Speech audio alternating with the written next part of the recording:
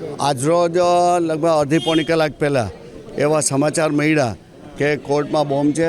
Police આવી, સ્થાનિક police, અને બધા પોલીસને બહાર કાઢ્યા અને વકીલોને પણ સમજાવવામાં આવ્યા કે બોમ્બ છે અને સહકાર આપો.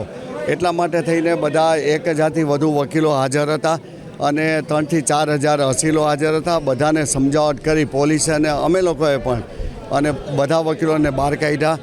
અને આજે એવું નથી કે રાજકોટમાં, સુરત, અમદાવાદ, બરોડા પણ આવી ધમકી મળી છે.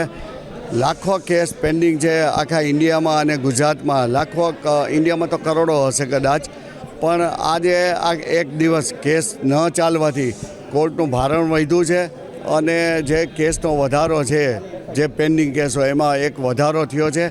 અને આના માટે પોલીસે પણ સક્રિયતા દાખવી જોઈએ, સરકારે પણ સક્રિયતા દાખવવી જોઈએ. વારંવાર આવી ધમકીઓ મળે છે તો એના માટે થઈ અને બધા યોગ્ય આરોપીઓને પકડી અને નસીહત આપવી જોઈએ. અને વકીલ મંડળનું પણ એવું કહેવું છે. કોર્ટના એટલે ઈમેલ, એક કંટ્રોલ રૂમમાં ઈમેલ મળેલ, જેના અનુસંધાને BDDS તેમજ ડોગ સ્ક્વોડ તેમજ ઉપરી અધિકારીઓને કંટ્રોલ રૂમને જાણ કરવામાં કંટ્રોલ રૂમ દ્વારા તમામ BDDS, ડોગ સ્ક્વોડ તેમજ SOG અને DCBના કર્મચારીઓ, અધિકારીઓ અત્રે ઉપસ્થિત થઈ અને તેમજ આ બાબતે સેશન જજ સાહેબને જાણ કરવામાં આવેલ.